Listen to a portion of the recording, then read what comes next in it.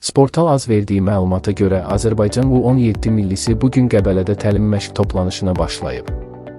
Komanda 6 və 9 iyunda Qazaxıstan U17 yığması ilə yoxlama oyunları keçirəcək.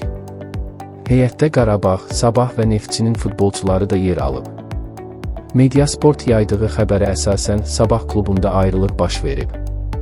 Nigeriyalı futbolçu Jesse Sekidika ilə müqavilə yenilənməyib və o komandadan ayrılıb.